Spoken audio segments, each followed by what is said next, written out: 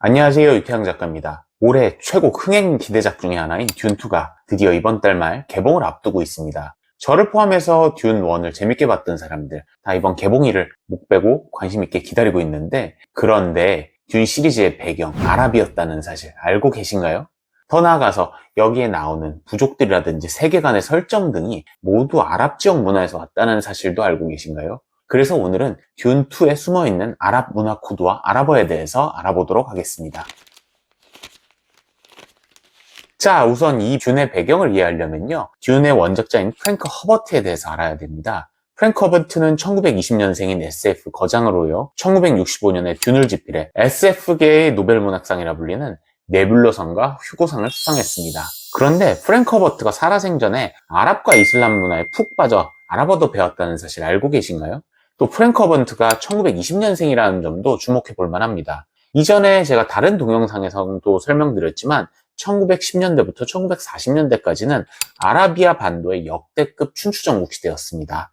오스만 제국의 패권이 무너지고 그 뒤를 이어서 현 사우디아라비아의 전신이 된 사우드 가문, 요르단의 하심 가문, 아부다비의 전신인 나흐양 가문, 카타르의 사니 가문 등 다수의 아랍 왕정들이 이때 생겼죠. 관련 동영상은 요 위에 링크를 참고하시기 바랍니다. 여튼 이 중에서도 사우드 가문과 하심 가문의 드라마틱한 스토리는 너무나도 미국과 영국 언론에 대석특필되기도 했는데요.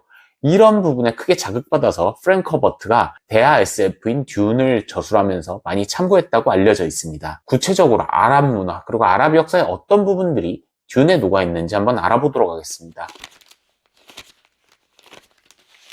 듄은 스파이스라는 한정된 자원을 놓고 인류의 수천 년짜리의 갈등을 다루고 있습니다. 여기서 스파이스는 정말 필수적인 자원으로 이걸 먹으면 초능력이 생기고 수명이 연장되지만 특정 지역에서만 극소수 채굴되기 때문에 엄청나게 고가에 거래되는 중요한 전략 자원입니다.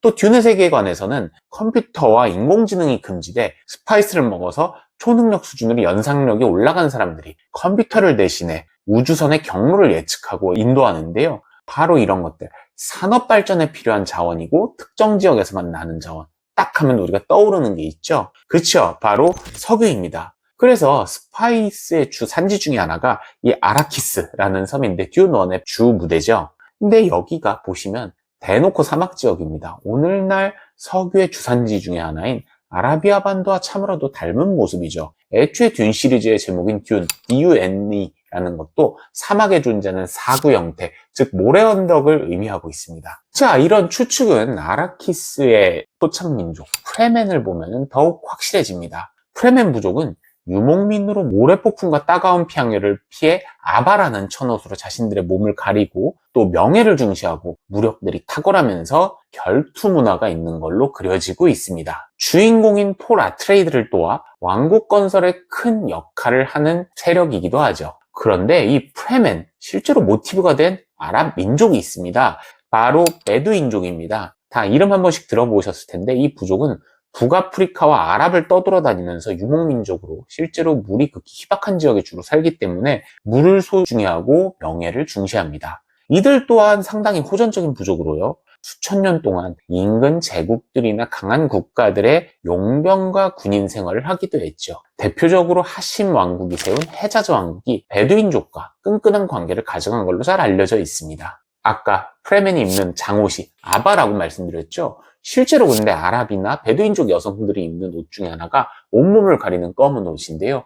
이게 아바야입니다. 아바랑 아바야의 이름이 극히 유사한 걸 알 수 있겠죠. 영화에서는 아직 나오지 않았지만 소설 듄에서는 아예 대놓고 프레멘만으로 구성된 특수부대 페다이킨이라는 정예부대의 이름이 나오면서 아예 이와 같은 프레멘 이퀄 베두인이라는 가설을 거의 확인사살해버립니다. 페다이킨은 아랍어 페다인에서 나온 단어로 목숨을 가리지 않고 열심히 맞서 싸우는 특공대를 의미합니다. 이들의 연원을 좀 찾아가자면요, 시아파 이슬람의 한 파벌인 이스마일파는요 11세기에서 12세기 정도 아사신이라 불리는 군사 조직을 동원해 근처 아랍 지도자들을 암살하고 자신들의 기지를 세웠죠. 이게 알라무트 요새라는 건데요, 이것 때문에 아사신이라는 이 단어는 오늘날 영어 단어 암살자, 어세신의 기원이 되기도 했습니다. 여튼 이 아사신 단원들을 또 다른 이름으로 페다인이라고 불렀는데, 이 페다인이라는 단어가 이제 아랍 사람들한테 이후에 큰 감명을 주면서 소수 정예의 특공대를 다 페다인이라고 부르게 된 거죠.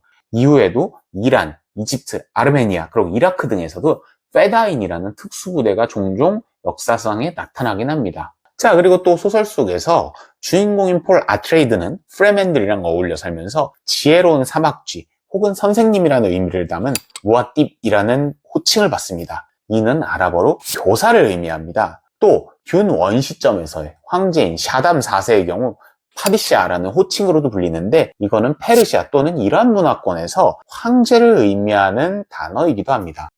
자, 여기서부터는요, 이제 좀 스포일러가 담겨 있으니까요, 소설을 보지 않고 영화로 모든 스토리와 반전을 즐기겠다라는 분들은 꺼주시기 바랍니다.